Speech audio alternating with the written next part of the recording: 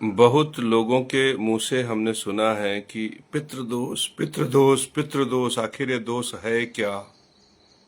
और यह ऐसा क्या दोष है जिसकी वजह से शादी विवाह रुक जाता है, पत्नी रूठ जाती है, बच्चे नहीं होते, व्यक्ति नपुंसक हो जाता है, धातु पतन होने लगता है, स्वप्न दोष होने लगता है, वीर्य विकार हो जाता है, धातु विकार हो जाता है, गर्भ की कमजोरी, गर्भाशय में ट्यूमर हो जाता है, गर्भाशय में नली बेकार हो जाती है और व्यक्ति संतानहीनता का शिकार हो जाता है। तो ये जो पितृ दोष है, इसको आज आसानी से तुम समझ सकते हो। हमारा जो ये ब्रह्मांड है, यह लोगों को ऐसा समझ में आता है कि यह जड़ है, चैतन्यता इसमें नहीं है, लेकिन सत्य यह है कि इस ब्रह्मांड में बहुत शक्ति है और यह ब्रह्मांड हमारे दिमाग की तुलना में कई गुना प्रभावशाली है और यह हमेशा हर व्यक्ति के कर्मों का गिन चुन कर हिसाब प्रस्तुत करता है। यज्ञ से पहले, यज्ञ का मतलब कुछ ये मत सोचना कि बहुत कठिन शब्द है। यज्ञ का मतलब भोजन, भोजन तो भोजन का मतलब भी अपने ढंग से समझना। जैसे बुद्धि का पोषण, बुद्धि का पोषण क्या है? ज्ञान का भोजन है बुद्धि का पोषण, ज्ञान यज्ञ। बीज, ये शरीर बीज से बना है तो बीज का पोषण पितृयज्ञ। इसी तरह से अग्नि, पृथ्वी, वायु, जल, आकाश हमें सहायता प्रदान कर रहे हैं, इनका भोजन क्या है? पितृयज्ञ। तो इस संसार में जब आया है व्यक्ति तो उसको विधि पूर्वक ज्ञान यज्ञ, पितृयज्ञ, देव यज्ञ करना पड़ता है। ज्ञान यज्ञ बुद्धि का विषय है, इसमें बृहस्पति और सूर्य की भूमिका होती है। पितृयज्ञ बीज के पोषण की विशिष्टता होती है इसमें। और बीज क्या है? ग्रहों में शुक्र है, तो इसमें शुक्र के समृद्धि की बात होती है। और शुक्र क्या है? शुक्र बीज है, बीज से शरीर बनता है, शरीर से स्वरूप बनता है, आंख, नाक, कान, गाल बनता है, वीर्य बनता है, रस बनता है और इन्हीं वीर्य से, इन्हीं रस से स्वाद प्रकट होता है। तो स्वाद पर शुक्र का अधिकार है और जीवन में स्वाद होना चाहिए। जिह्वा का स्वाद रसगुल्ला खाने से मिलता है, लिंग का स्वाद भोग संभोग से मिलता है। मेरे परम प्रिय शिष्यों, इसीलिए शुक्र का अधिकार कहाँ है? जहां पे स्वाद हो। जैसे बैंक बैलेंस पर, खजाने पर, पैसे पर, रुपए पर, इन सब पे शुक्र का अधिकार।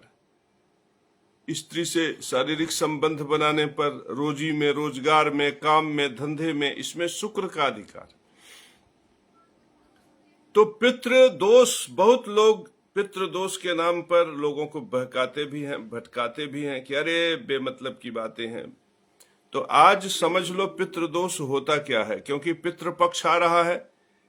पितृपक्ष में 1 महीने पितृपक्ष होता है। यदि इसी में पितरों को प्रसन्न कर लिया जाए तो साल भर व्यक्ति को खुशहाली मिल जाती है। सबसे बड़ी चीज यह है कि पितृ दोष न हो तो व्यक्ति की उम्र लंबी हो जाती है। पितृ दोष लगने पर बीज नष्ट होता है, मूल रूप से बीज नष्ट होता है। तो बीज से शरीर है, बीज से रस है, बीज से स्वाद है, बीज से लिंग है, बीज से वीर्य है, बीज से सेक्स पावर है, बीज से पत्नी से शारीरिक संबंध है, बीज से बैंक बैलेंस है, बीज से रुपया है, बीज से खजाना है। तो मेरे परम प्रिय शिष्यों, जब पितृ दोष लगता है तो ऐसे जगह पे प्रहार करता है, ऐसे जगह पे प्रहार करता है कि आदमी न हंस सकता है, न बोल सकता है, न रो सकता है, न तर्क कर सकता है, माने चारों खाने चित्त। ये है पितृ दोष मेरे परम प्रिय शिष्यों। तो अब यहां पर मैं स्पष्टता से अभी तो ये बता रहा था कि पितृ दोष कहां से शुरू होता है और कैसे प्रकट होता है, लेकिन अब समझो कि पितृ कहां है? पितृ वे हैं जिनसे हम प्रकट हुए। तो हमारा पितृ कौन है? जहां से हमको बीज मिला है। तो क्या माता पिता पितृ हैं? अगर जिंदा हैं तो आत्मदेहधारी पितृ हैं। हम कौन हैं? हम भी बीज से निर्मित हैं, तो हम क्या हैं? हम भी आत्मदेहधारी पितर हैं। लेकिन जो मर गए हैं वो कौन है? वो आत्मधारी पितर है, वो देहधारी पितर नहीं है, वो आत्मधारी पितर हैं। और मेरे परम प्रिय शिष्यों, मृत्यु के बाद शरीर नहीं होता। मृत्यु के बाद क्या नहीं होता? शरीर नहीं होता। और ग्रहों में शरीर किसका नहीं है? राहु और केतु का। तो मृत्यु के बाद जो आत्माएं होती हैं वो या तो दिव्य प्रकाश स्वरूप हो जाती हैं, दिव्य स्वरूप माने देव स्वरूप हो जाती हैं। और यदि देव स्वरूप नहीं है, उनके अंदर अशुद्धि है, तो अशुद्धि आप सब लोगों को मैं पहले ही बता चुका हूं कि शरीर में अशुद्ध वायु राहु है और अशुद्ध रस केतु है। तो यदि वो दिव्य आत्मा जो मुक्त हो गई वो शुद्ध है, तब तो देव स्वरूप हो गया, प्रकाश स्वरूप हो गया, परमात्मा स्वरूप हो गया। तो ऐसे आशीर्वाद देगा आपको और आप समृद्धि को प्राप्त करेंगे। जिसके घर के पितृ देव स्वरूप हैं, देवता के स्वरूप में हैं, उनके घर में राजा पैदा होते हैं। उनके घर में बैंक में रुपए नोट भरे रहते हैं। उनके घर की स्त्रियां सर्वांग सुंदरी होती हैं। उनके घर मकान का वैभव संसार देखकर आकर्षित होता है, जिनके घर के पितृ देव स्वरूप हैं। लेकिन जिनके घर के पितृ अशुद्ध हैं, मलिन हैं, जिनके घर के पितृ अशुद्ध हैं, मलिन हैं, उनके घर में रोग, व्याधि, गरीबी आती है। अब आप सोच रहे होंगे कि आत्मा में कैसी अशुद्धि, आत्मा में कैसी मलिनता। आत्मा की अशुद्धि, आत्मा की मलिनता तुम्हारे स्वभाव से पैदा होती है। जैसे तुम आज यज्ञ के पहले विधि पूर्वक की प्रतिष्ठा जब नहीं करते, तो कोई ससुर है अपने बहू से फंसा हुआ है, कोई आदमी धनवान है अपने पड़ोसी के किसी औरत के साथ फंसा हुआ है। अगर मान लीजिए उसमें चारित्रिक दोष नहीं है तो किसी से दुश्मनी ठान कर बैठा है, पता चला वो मर गया। तो जब हम मरते हैं मेरे परम प्रिय शिष्यों, तो देखिए आज ये जो शरीर हाथ हिल रहा है, इसे कौन हिला रहा है? बोधात्मा। अगर हम रसगुल्ला खाते हैं तो रसगुल्ला का आस्वादन ये शरीर नहीं ले सकता, आत्मा लेती है, आत्मा। मेरे परम प्रिय शिष्यों, ये बात जान लो, बिल्कुल सच्ची बात मैं बता रहा हूं। मैं एक साधक हूं, नारायण का शिष्य हूं। तो जब मैं खाना खाता हूं, जब मैं स्त्री का गाल चूमता हूं, जब मैं किसी को बाहों में ले लेता हूं, या फिर जब मैं यात्रा करता हूं, सैर सपाटा करता हूं, प्रकृति को देखता हूं, सावन में हरियाली को देखता हूं, बसंत के पतझड़ और बहार को देखता हूं, तो मेरे अंदर जो भाव पैदा होता है, इसका आनंद कौन भोगता है? आत्मा भोगती है। आत्मा उसको भोगता भी है, लेकिन लिप्त नहीं होता। अगर हमारे शरीर पे चोट लगेगा तो आत्मा पीड़ित होगी, लेकिन वह चोट आत्मा में कुछ भी भाव, कुछ भी घाव, कुछ भी चिन्ह पैदा नहीं कर पाएगी। हमारे शरीर पर ही चिन्ह स्थापित होगा।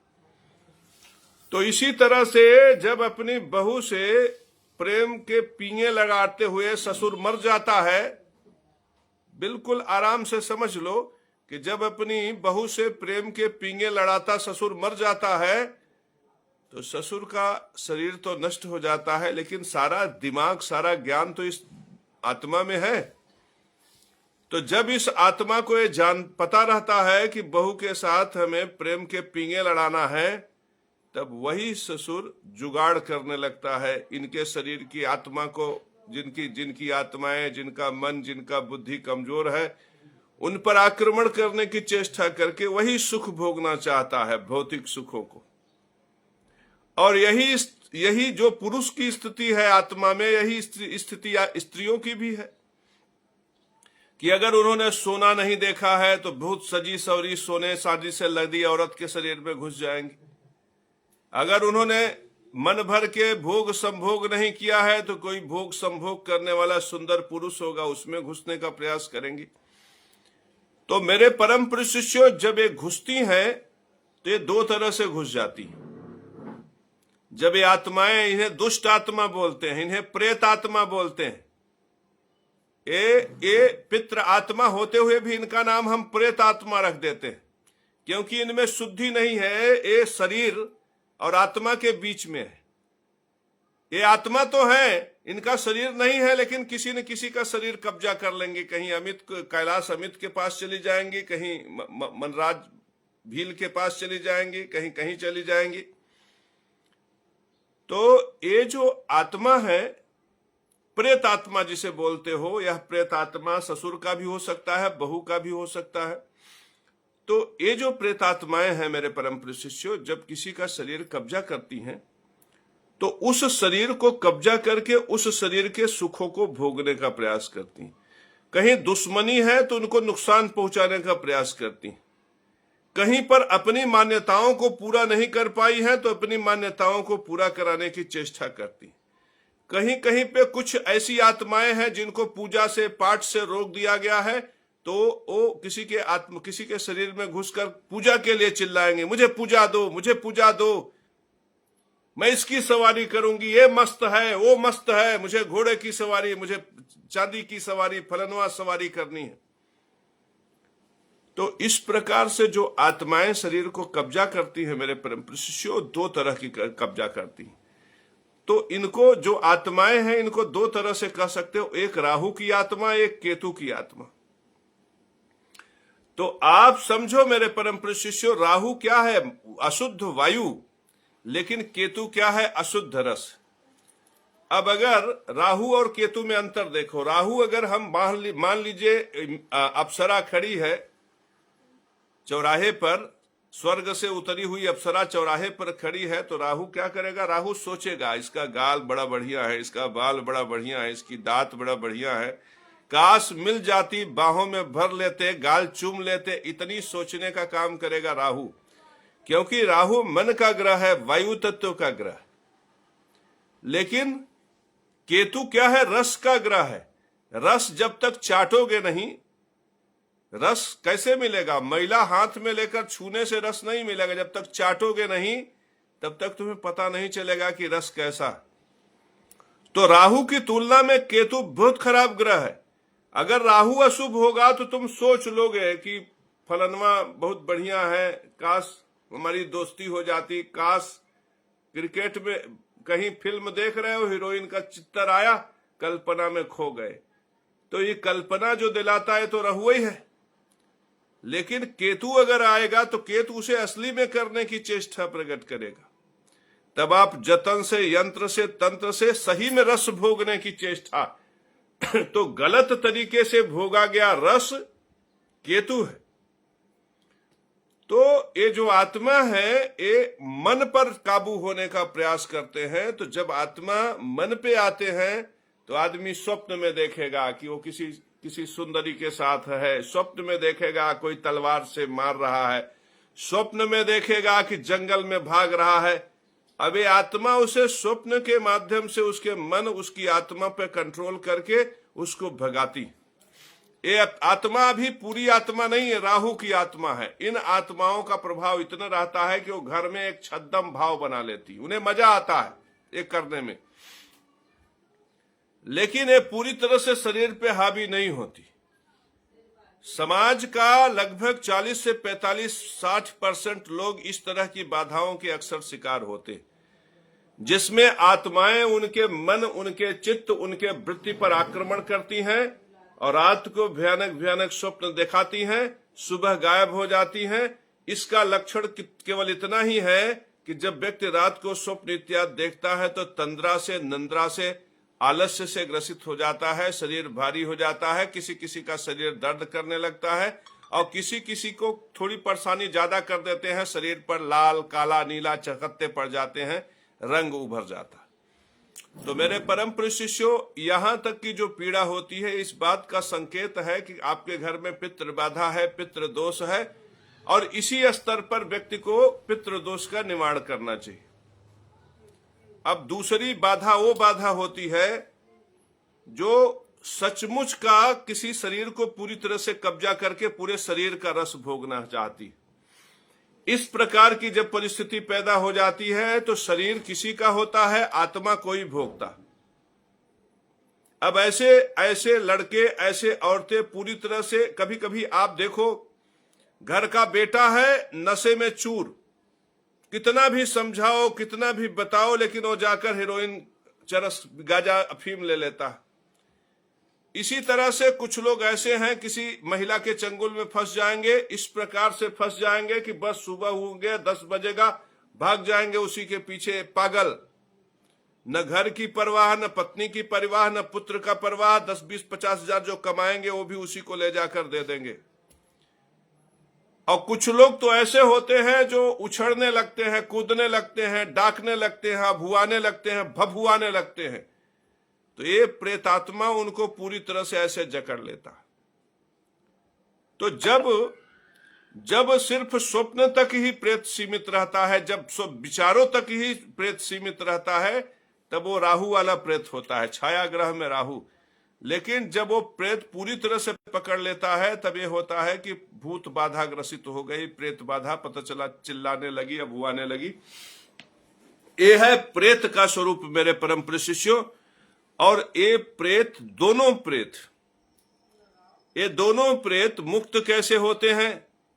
या तो हमारे जैसे लोग जो निरंतर प्रेत इत्यादि को शुद्ध करने में लगे हैं, जैसे अब हमने कोई मंत्र बोल दिया, ये जो प्रेत आत्माएं हैं ना, ये शुद्धता से भूत भागते हैं, ये ज्ञान से भूत भागते हैं। क्योंकि प्रेत क्यों बहू के पीछे पड़ा है प्रेत? क्यों किसी सुंदर औरत के पीछे पड़ा है प्रेत? क्योंकि वो सुखों को भोगना चाहता है। तो अगर ऐसे, और प्रेत क्या है? बोध स्वरूप है, प्रकाशित है। अब उसके पास ज्ञान है, शरीर भर नहीं है। तो अगर किसी को प्रेत, जैसे अब हम लोग कहीं प्रेत बाधा में जाते हैं तो पहले तो मंत्र पढ़ दिए, और मंत्र पढ़े तो देखे प्रेत दिखाई पड़ गया, खबरदार दोबारा आओगे तो जला देंगे, भस्म कर देंगे, नष्ट कर देंगे। शपथ है तुम्हें, महादेव की शपथ है, नारायण की, इस घर की तरफ देखना मत। तो जब वो मजबूती से उनको शपथ इत्यादि दिला देते हैं तो घर छोड़ देते हैं, लेकिन वो फिर दूसरा घर पकड़ लेते हैं। आपका घर, यही वजह होता है कि जब हमारे जैसे तांत्रिक किसी घर में प्रविष्ट करते हैं तो भाई 3 हैं, एक भाई की बेटी को हमने देख लिया, एक भाई के बेटे को हमने देख लिया, दूसर के भाई का बेटा परेशान, दूसर के भाई को देख लिया, तीसर के भाई का बेटा परेशान। आप लोग घरों में देखते होंगे कि एक लोग कहते हैं भैया हमारे यहाँ कुल परेशानी क्यों? तो जो दिखवा लेते हैं उस तो बच जाते हैं, जो दूसर का वाला है वो पीड़ित हो जाता। तो ये समस्या इसलिए आती है क्योंकि वो मुक्त नहीं होते। तो ये प्रेत है ना, ये प्रेत कैसे मुक्त होंगे? शुद्धता से मुक्त होंगे, ज्ञान से मुक्त होंगे। अगर इस प्रेत को हम बता दें, प्रेत, जैसे प्रेत हमारे पास है, यहां पे प्रेत खड़ा है, मैं बता दूं प्रेत को कि वासांसि जीर्णानि यथा विहाय नवानि गृह्णाति नरो प्राणी, यथा शरीराणि विहाय जीर्णा नन्याति संयाति नवानि देहि, नैनम छिद्रन्ति शास्त्राणि नैनम दहति पावकः, अथ चैनम नैनम छिद्रन्ति शास्त्राणि नैनम दहति पावकः। इस प्रकार से नैनम छिद्रन्ति शास्त्राणि नैनम दहति पावकः, न चैनम क्लेदयन्तापो न सोख्यति मारुतः। अगर हम इस प्रकार से उसका मार्गदर्शन करें, अगर उस आत्मा को, वो बहू में उसकी आसक्ति है, अब ये मौका देखेगा, जगत गुरु खड़े हैं तो भागने लगेगा, और जैसे जगत गुरु हटेंगे आ जाएगा, बहू के कान में घुस जाएगा। तो उसको अगर उसको वही बहू अगर रोज पढ़ना शुरू कर दे, स्थाने ऋषिकेश तप प्रकृत्या जगत प्रहस्य तनरुच्यते च रक्षांसि भीतानि दिशो द्रवंती सर्वे नमस्यन्ति च सिद्धि संघा, तो वो ठिठक जाएगा। गीता का शब्द जब उसको सुनाई पड़ेगा, यथा नदी नाम बहु अम्बु बेगाम समुद्र मेवाभिमुखा द्रवंती तथा तवामी नरलोक बीरा बिसंति नासाय समिद्धि बेगा द्रोणम च भीष्मम च जदरथम च कर्णम तथा नानपि योध विराम मया हतस्त्वा जहिमा व्यतिष्ठा युद्धा से जेता से लड़े सपन्नाथ। जब ऐसे गीता के शब्द सुनेगा तो उसको ज्ञान हो जाएगा मेरे परम प्रिय शिष्यों। तब सोचेगा कहां हम इस हाड़ मांस के चक्कर में पड़े हैं, चलो परमात्मा की तरफ चलते हैं। और जैसे ही याद रखिए, आत्मा में जैसे ही ये भाव पैदा होगा आत्मा मुक्त हो जाएगा। तुम गया चले जाओ, तुम मणिकर्णिका घाट पर चले जाओ, तुम बनारस हरिद्वार चले जाओ, विश्वास मानो तुम्हारे यहां प्रेत बाधा नष्ट नहीं होगा। लेकिन तुम अगर गीता पढ़ना सीख लो, तुम्हारे घर का प्रेत आत्मा नष्ट हो जाए। तो जो गीता में है वही लगभग परमात्मा, ये ब्रह्मांड परमात्मा से संचालित है, नारायण से संचालित। जो लगभग गीता में है वही कुरान में है, जो गीता में है वही कुरान में है, वही बाइबल में है, वही वाहे गुरु के ग्रंथों में है। मेरे परम प्रिय शिष्य, आप कभी जाकर देखो, लिखवाएगा कौन तुमसे? नारायण। तो कुछ अलग हो ही नहीं सकता। मेरे परम प्रिय शिष्यों, तुम्हें बताया गया है ना कि धर्म मंदिर की दीवार में है। मेरे परम प्रिय शिष्यों, सत्य तो यह है कि धर्म ज्ञान यज्ञ में विधि पूर्वक में है। आज देखिए, जो लोग ज्ञान यज्ञ के विधि पूर्वक से भटक रहे हैं, अब पितृ यज्ञ रोटी में है, जो लोग रोटी छीन रहे हैं। देव यज्ञ में है, जो देवताओं को CFC पिला रहे हैं, कार्बन डाइऑक्साइड पिला रहे हैं। आज देखो उनका ग्राफ नीचे आ रहा। अब कल को हार जाएंगे तो कहेंगे राम को हरा दिया। राम कभी नहीं हारते मेरे परम प्रिय शिष्यों। राम उसके साथ रहते हैं जिसके साथ यज्ञ के पहले विधि पूर्वक है। मेरे परम प्रिय शिष्यों, एक समय वो भी होता है कि जब स्वामी प्रसाद मौर्य के चेले लोगों को पीटने लगते हैं और वो वर्चस्व में प्रभावशाली हो जाते हैं, कहते हैं हम चंद्रगुप्त मौर्य के वंशज हैं। और एक समय वो भी रहता है जब स्वामी प्रसाद मौर्य पटल से गायब हो जाते हैं। ये पटल पर आए क्यों? इनको क्या तुम सोचते हो कि इनकी योग्यता ने स्थापित किया? नहीं, इनके धर्म ने स्थापित किया। इनकी बातों में लाख सनातन धर्म का द्रोह हो, लेकिन ये किसी के लिए समदर्शिता की बात कर रहे हैं, ये समानता की बात कर रहे हैं। ज्ञान यज्ञ में विधि पूर्वक इनके साथ हो गया। आज राहुल गांधी के साथ ज्ञान यज्ञ में विधि पूर्वक है। आज राहुल गांधी रोटी की बात कर रहे हैं तो पितृ यज्ञ में विधि पूर्वक उनके साथ हो गया। मेरे परम प्रिय शिष्यों, जिस समय विधि पूर्वक जिसके साथ ज्यादा होता है उसका पलड़ा भारी हो जाता। तो आदमी को हमेशा यह सोचना चाहिए कि ज्ञान यज्ञ में, पितृ यज्ञ में, देव यज्ञ में विधि पूर्वक को पकड़े रहो। मैं शंकराचार्य से क्यों नहीं डरता? क्योंकि मुझे पता है कि मैं जब यज्ञ धर्म में विधि पूर्वक ऐसे मुट्ठी पे पकड़े रहूंगा ना, तो शंकराचार्य, रामभद्राचार्य, प्रेमानंद हमारा कुछ बिगाड़ नहीं पाएंगे। तो मेरे परम प्रिय शिष्यों, इस प्रकार से प्रेतात्माएं काम करती हैं। पहले स्वप्न के माध्यम से, फिर शरीर के माध्यम। जब प्रेतात्माएं शरीर में बिल्कुल घुस जाती हैं तब उस शरीर का व्यवहार पलट जाता। तब वो प्रेतात्मा नशेड़ी होगा तो नशा करेगा, जुआड़ी होगा तो जुआ खेलेगा। युधिष्ठिर के अंदर प्रेत ही घुस गया था, जो जुआ में सब कुछ हारते चले गए। उन्होंने इस बात पर ध्यान नहीं दिया। उज्जवल आपके साथ भी उन्होंने ध्यान नहीं दिया और द्रौपदी को भी हार गए। तो वो प्रेत ही है। तो मेरे परम प्रिय शिष्य, इस प्रकार से लोग प्रेत बाधा से ग्रसित हो जाते। तो हमने पितृ का वो स्वरूप तुम्हारे सामने प्रकट किया जिसका नाम प्रेत है। लेकिन वही प्रेत जब मुक्त हो जाते हैं तो तुम कहां से आए? पिता से आए ना।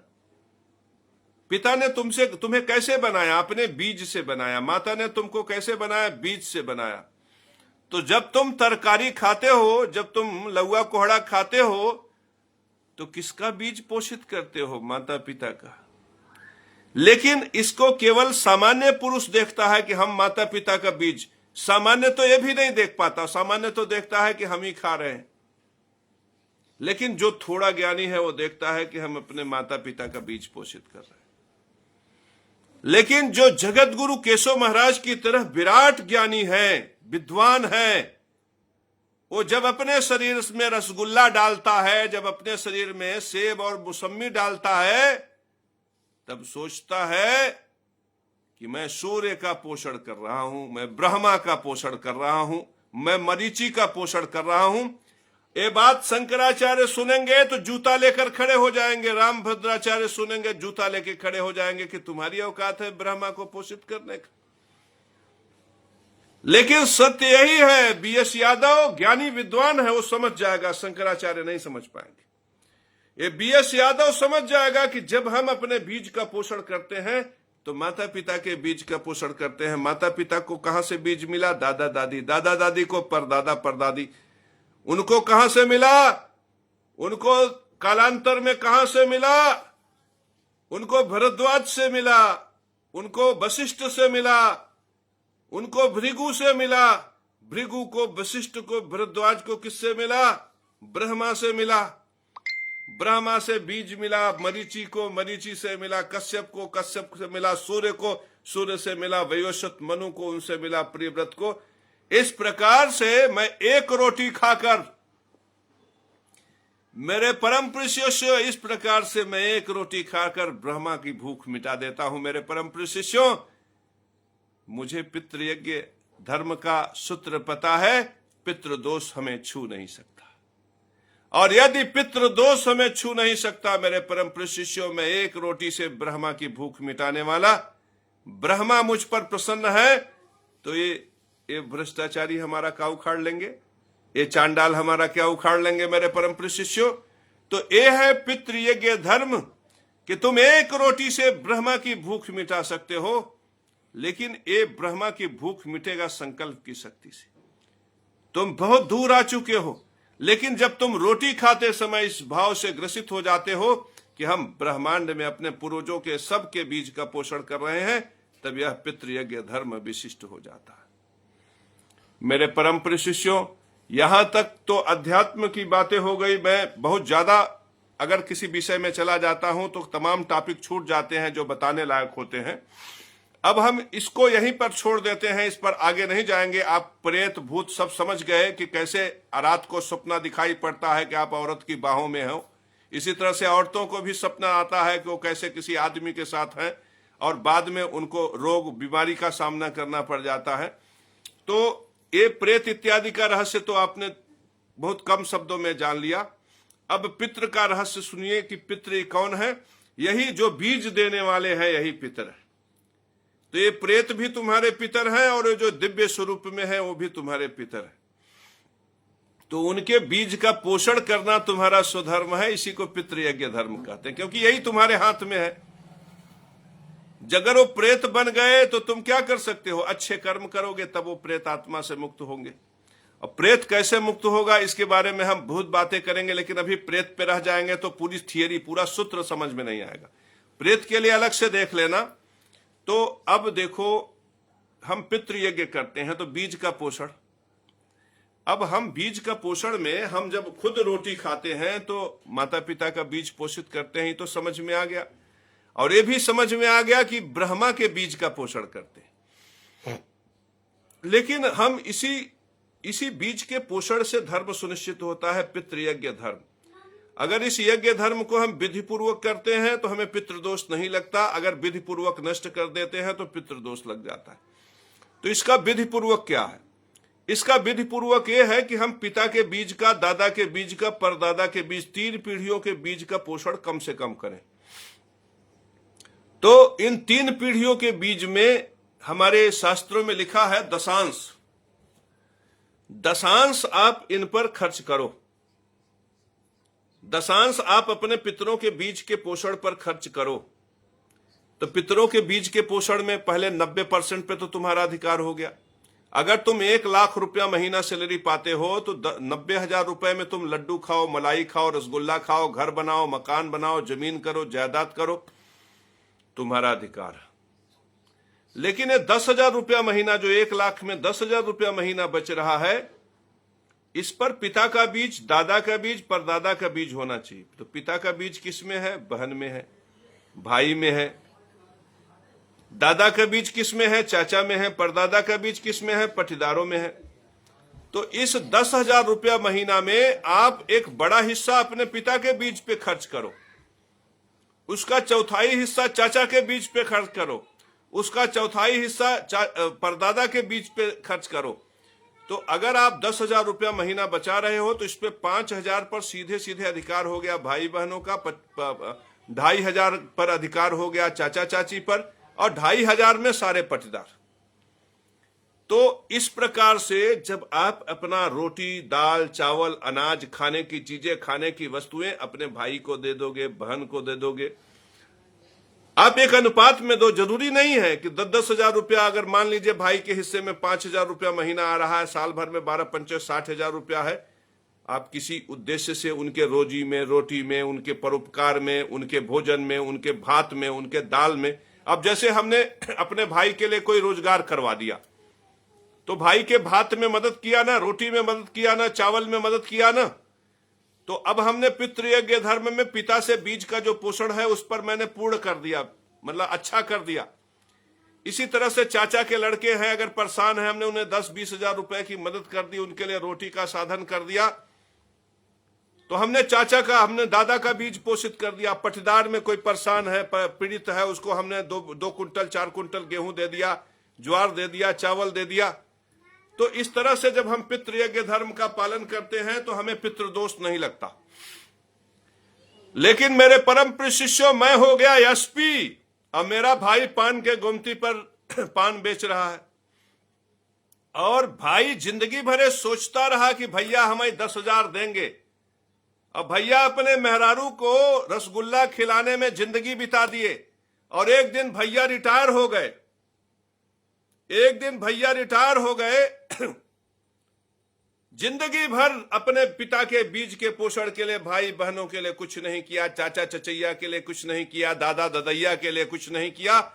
एक दिन एसपी साहब रिटायर हो गए तो पुश्तैनी मकान सड़क पर था, भाई का लड़का उसमें स्टोव का दुकान खोला हुआ था, 4 पैसा जिंदगी में। सोचो, एसपी होकर रिटायर हुए, करोड़पति अरबपति बनकर, 10 जगह मकान,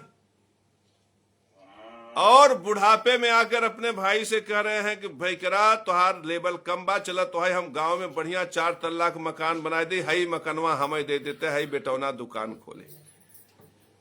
तो सोचो, पूरी जिंदगी भर नहीं दिए, अंत में क्या किए, भाई का हड़पने की नीयत रख ली। नीयत देखो यहां पर। तो अब पितृदोष लग गया। पता चला एसपी साहब को एक लड़का था, एक्सीडेंट में मर गया। अब वही संपत्ति एसपी साहब का वो भाइयों को चला गया, जिसको जिंदगी में कभी कुछ नहीं दिया। तो यहां प्रकृति ने न्याय कर दिया। यहां पे प्रकृति ने, एक हमारे यहां पंडित जी आते थे, वो भी सरकारी नौकर, उनकी बेटी भी सरकारी नौकर, उनका बेटा भी सरकारी नौकर, उनका बहू भी सरकारी नौकर। एक दिन उनका बेटा मर गया, आए हमारा पैर पकड़ के रोने लगे। हमने कहे गुरुजी, हमार मेहरारू नवरात्र में 9 दिन उपवास करत रही, रोज हर दिन व्रत रही, हर दिन उपवास कराई, लेकिन एकरे बावजूद भी भगवान नहीं है। हम कहत है पथरा भगवान नहीं है, हमारे बेटवा के मार दे, हम ही भगवानवा के नहीं मानित। तो हमने कहा कि पंडित जी, जब तू नौकरी सरकारी करत है, तुहार लड़का सरकारी नौकरी, तुहार बहू, तुहार बिटिया सरकारी नौकरी करत रही, तब भगवान तुम्हें पैसा दे रहे हैं, तो तू उपवास वाला धर्म काहे के है? जब तुम्हें भगवान पैसा नोट गाजे हैं, तुम्हें चाउर देहन, दाल देहन, सेब देहन, मुसम्मी देहन, संतरा देहन, तो तुम्हें जाए के गरीबन के सेब संतरा मुसम्मी बांटे चाहत रहा ना। तो तू काहे नवरात्र में उपवास के है, काहे तू व्रत रखे? भगवान भोजन तुम्हें खाई बदे देहन, खा खियावा, तो है काम देहन, खा और खियावा, और तू गया उपवास करे लगे। तो जान गए भगवान की तू कोनो काम कराई है, तोरे बेटवा के मार देहन। अब दोबारा तू कबो हमारे मंदिरी में मत आया, तू उठा यहां से। इस प्रकार से मैंने पंडित को अपने मंदिर से निकाल के बाहर कर दिया। मेरे परम प्रिय शिष्यों, बाद में उनका पूरा परिवार आया, पंच महाबली करवाया, पितृ शांति के लिए पूजा पाठ करवाया, और उसे लगा कि हमने सही कहा, पितृयज्ञ धर्म का पालन करना चाहिए। तो यदि तुम्हें परमात्मा 1,00,000 रुपया दे रहे हैं तो तुम 90,000 में अच्छे से खाओ, पियो, जियो। तुम्हें उपवास करने के लिए किसने कहा? अरे खाओ और खिलाओ। और 90,000 ही तुम्हारा है, 10,000 तुम्हारे पटीदारों का है। अगर तुम उन पटीदारों का लेकर रख लोगे, तुम्हारे पेट में अल्सर हो जाएगा, तुम्हारे गुदा में बवासीर हो जाएगा, तुम्हारे लीवर में हेपेटाइटिस हो जाएगा, तुम्हारी किडनी में नेफ्राइटिस हो जाएगा। गारंटी है, क्योंकि पितृदोष तुमको लग चुका। मेरे परम प्रिय शिष्यों, इतना ही नहीं, तुम पापी हो, ये बात हमारे ऋषि महर्षि जानते थे। तुम पाप करोगे, तुम यज्ञ धर्म को नष्ट करोगे, ये हमारे वशिष्ठ इत्यादि ऋषि, अगस्त इत्यादि, पुलस्त इत्यादि ऋषि जानते थे। इसीलिए इन ऋषियों ने नियम बनाया कि अपने बेटवा ब्याह करा तो पटीदार खियाओ। तुहार बाप मर जाए, महतारी मर जाए, तिरही बरही करो, पटीदार खियाओ। तो ये पटीदारों को खिलाना पितृयज्ञ धर्म को पूरा करना है। जो तुम गलती किए हो उसको सुधारने का तरीका है। लेकिन आज भी बहुत से ऐसे संदीप भगत हैं जो बेटवा बिया फनहित कहीं हम सरा मुसहर बुलाए ले, हम फलनवा के बुलाए ले, भिखमंगा के बुलाए ले, लेकिन अपन भाई न बुलाऊ। तो एक चीज याद रखो, जो तुम भिखमंगा को बुला के अपने बारात में खड़ा कर लोगे, उसमें तुम्हारा बीज सन्निकट नहीं है, लेकिन तुम्हारे भाई में तुम्हारा बीज सन्निकट है। तुम्हारा पितृदोष जाएगा भाई को खिलाने से। और इसी फायदा, इसी वृत्ति का फायदा कि भैकरा को नहीं बुलाएंगे, फलनवा को बुला लेंगे, इसी वृत्ति का फायदा जब चालाक ब्राह्मण देखता है तो कहता है चलो गया, हम तुम्हें पितृदोष से मुक्त कर देंगे, चलो नदी के किनारे हम पितृदोष से मुक्त कर देंगे, चलो फलनवा जगह हम पितृदोष से मुक्त कर देंगे। और उसका भी व्यापार हो जाता है। 20,000, 25,000, 10,000, 15,000, 20,000 खर्चवा देता है। मेरे परम प्रिय शिष्यों, हालांकि उसको खर्चने से भी तुम्हारा पितृदोष कम होता है कि वो पंडित का लड़का खाएगा, वो पंडिताइन तुम्हारा चाउर खाएंगी, वो पंडिताइन का बेटवा खाएगा। तो मेरे परम प्रिय शिष्यों, जो तुम वो करते हो उससे भी थोड़ा बहुत पितृदोष घटता है। लेकिन असली पितृदोष तब घटेगा जब तुम्हार भैकरा तुम्हार रोटी खाएंगे, जब तुम्हार चचैया तुम्हार रोटी खाएंगे, जब तुम्हार बबैया और ददैया तुम्हार रोटी खाएंगे। और ये पंडितों को रोटी खिलाने से और ये जो पंडिताइन को रोटी खिलाने से जो पुण्य मिलेगा वो उसका बराबरी नहीं कर सकता, क्योंकि पंडिताइन में तुम्हारा बीज नहीं है, पंडित में तुम्हारा बीज नहीं है। हाँ, बीज ब्रह्मा का बीज सब में है, लेकिन दूर का संबंध। अब हमारे भाई में तो हमारे पिता का बीज है, हमारे चाचा में तो हमारे दद्दू का बीज है। अगर हम उनको 4 रसगुल्ला खिला देंगे तो दादा जितना जल्दी प्रसन्न हो जाएंगे, उमेश पांडे को खिलाने से उतने जल्दी प्रसन्न नहीं हो। तो मेरे परम प्रिय शिष्यों, ये पितृयज्ञ धर्म का सूत्र है। इस धर्म सूत्र का अगर पालन हो ना, तो चाचा भतीजे में लड़ाई कम हो जाए, भाई भाई में बैर कम हो जाए। आज मुकदमा कचहरी में 70% मुकदमे कचहरी में चाचा भतीजे के हैं, भाई भाई के हैं, बहू ससुर का है, जेठ दामाद का है, अपने ही लोग। जाओ देख लो उठाकर कचहरी, अपने ही लोग मुकदमे में भरे हुए हैं। क्यों मुकदमा लड़ रहे हैं? क्योंकि इनके घर में पितृदोष है। चाचा भतीजे से मुकदमा क्यों लड़ रहा है? क्योंकि उसके घर में पितृदोष है। मेरे परम प्रिय शिष्यों, पितृदोष है। चाचा ने भतीजे का खा लिया, भतीजे ने चाचा को मार दिया, भाई ने भाई का खा लिया, भाई ने भाई को मार दिया, लड़ाई झगड़ा प्रचंड। लेकिन यदि तुम 10 रुपए में से 1 रुपए अपने चचैया को दिए होते, अगर तुम 10 रुपए में 50 पैसे अपने भाई को दिए होते, ये स्थिति कभी पैदा न होती। मेरे परम प्रिय शिष्यों, ये है पितृयज्ञ धर्म। और इसमें कुछ चतुर चालाक लोगों ने पितृयज्ञ धर्म को नष्ट करने के लिए, जब तुम्हारा भाई तुमसे नाराज हुआ, उन्होंने नहीं कहा कि जाओ भाई को रोटी दो, उन्होंने कहा चलो नदी के किनारे।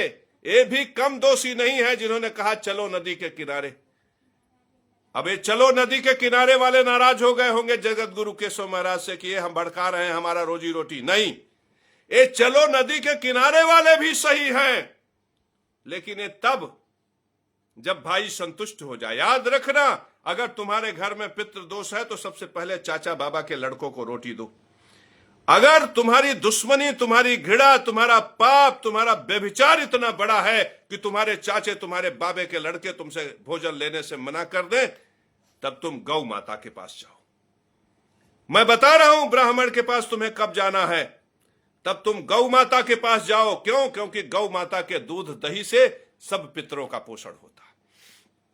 मेरे परम प्रिय शिष्यों, पहला अधिकार रोटी का किस पर है?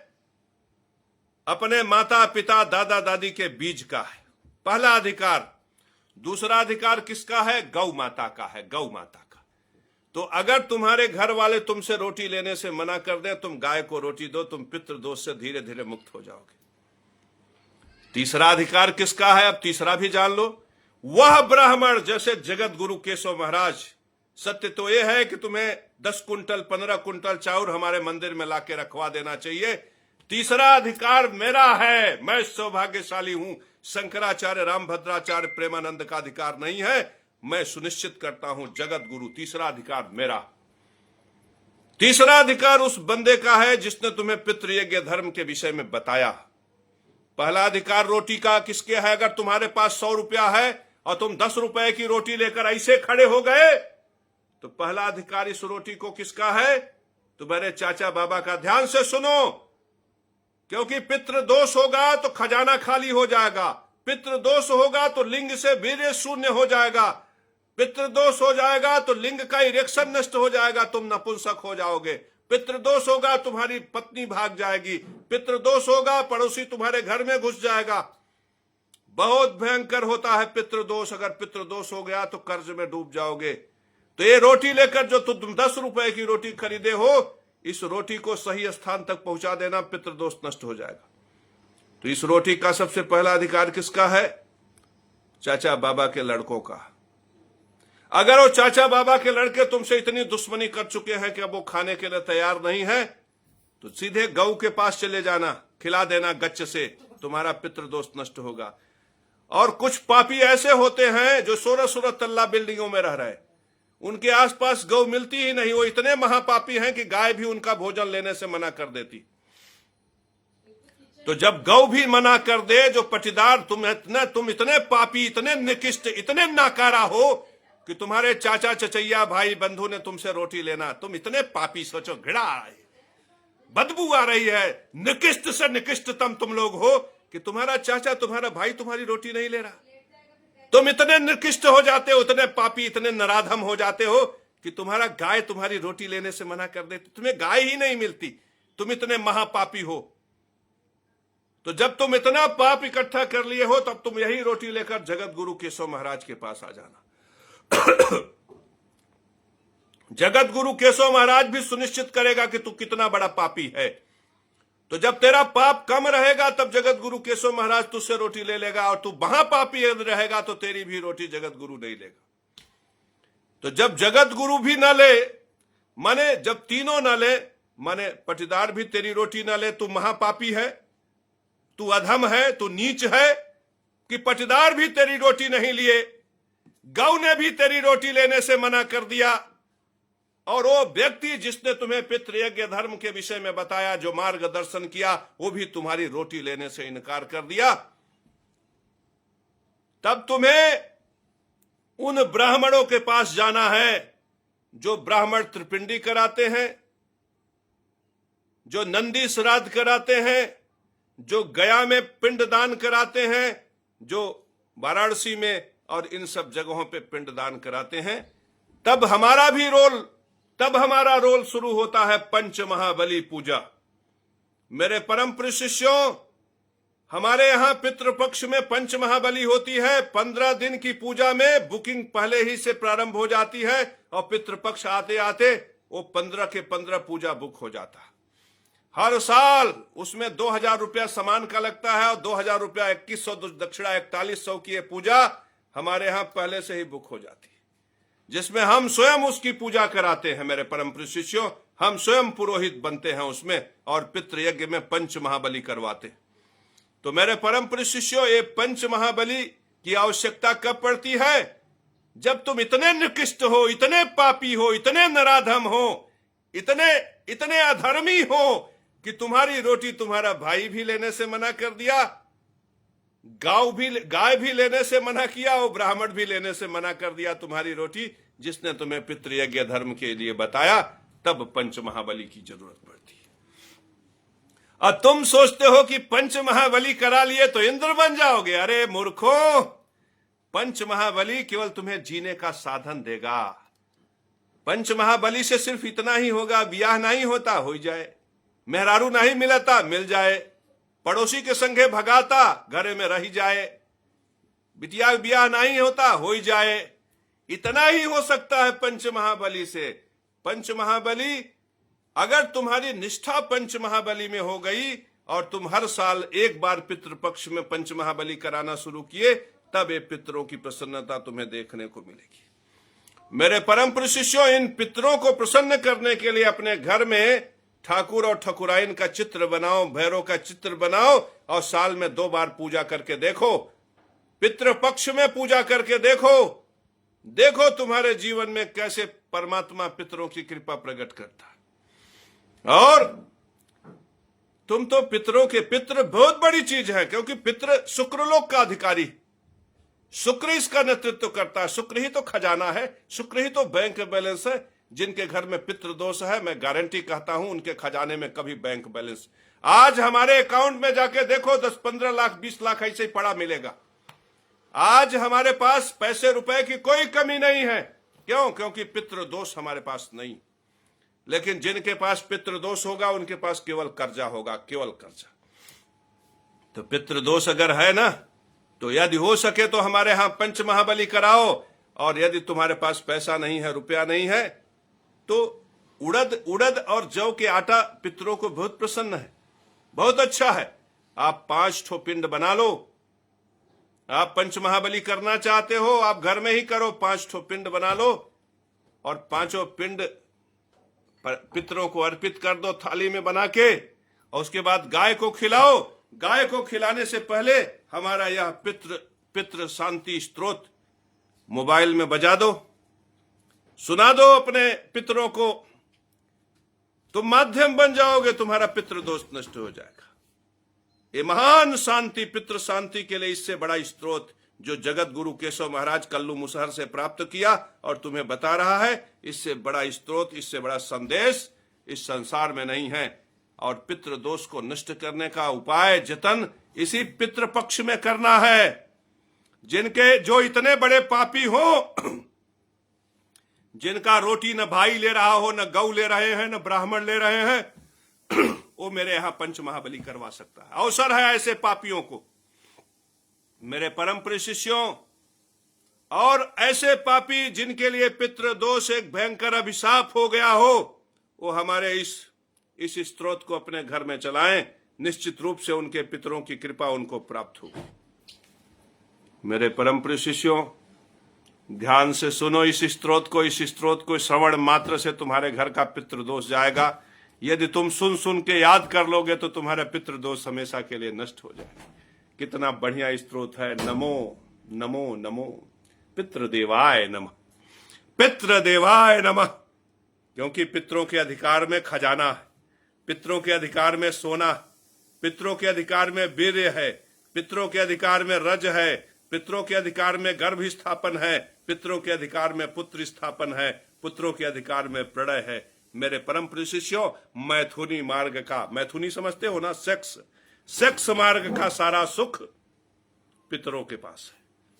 तो पितृ देवाय नमः नहीं कहोगे और शिवलिंग पे वो जल चढ़ाते रहोगे, कुछ नहीं। जिनके ऊपर पितरों की कृपा नहीं है, परमात्मा भी उसको घृणा की नजर से देखते हैं, पाप की नजर से देखते हैं।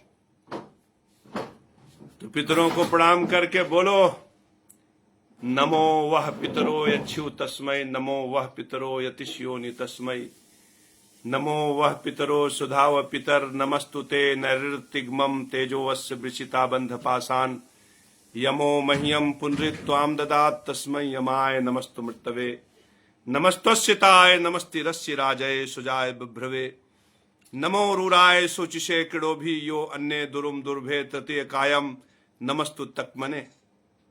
नमस्ते अधिवाकाय परावाकाय ते नमः सुभत्तै मृत्यु ते नमः दुर्भित्तम तमिदम नमः नमस्ते यातु धानेभ्यो नमस्ते भेषजेभ्यो नमस्ते मृत्यु मूलेभ्यो ब्राह्मणेभ्यो इदम नमः नमो देवो बधेभ्यः नमो राजा बधेभ्यः अथो ये विश्वानां बधा तेभ्यः मृत्यु मूलो नमस्तुते नमस्ते नारदा नुष्ठ विदुषे वसा कस्मासां भीम तमायां दत्त्वा परा भवेत् नमस्ते विद्युते वसा कस्मासां भीम तमायां दत्त्वा परा भवेत् नमस्तु आयते नमस्तु परायते नमस्ते रुद्रतिष्ठत् असीनायो तते नमः नमस्ते जायमानाय उताय उत्ते नमो नमः बालेभ्यो सफेभ्यो रूपाय घ्ने ते नमः नमस्ते प्राणकंदाय नमस्ते स्तन इत्नवे नमस्ते प्राण विद्युते नमस्ते प्राण वर्षते नमस्ते प्राण प्राणते नमस्तु अपान्ते पराचीनाय ते नमः प्रतिचीनाय ते नमः नमः सर्वस्मै चेदम नमः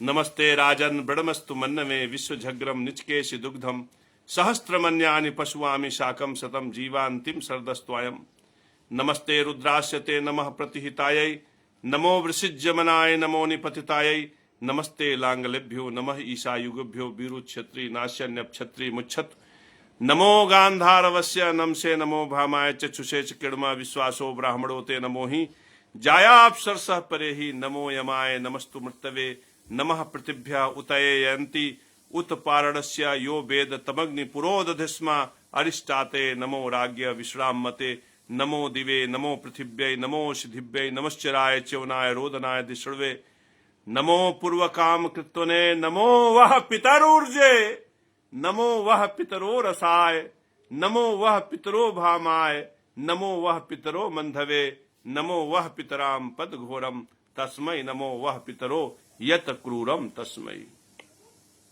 बड़ा सौभाग्यशाली वह होगा जिसके घर में मेरा ये पितृ स्तोत्र चलेगा, जिसके ऊपर परमात्मा की कृपा होगी, जिसके ऊपर पितरों की कृपा होगी।